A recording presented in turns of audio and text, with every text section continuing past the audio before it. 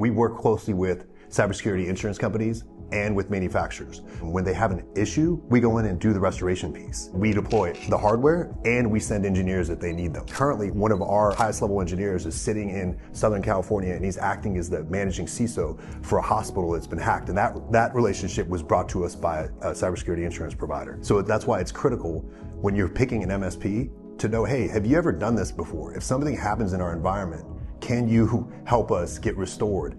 And a lot of times these MSPs, they're less than 5 people. They don't really have the expertise.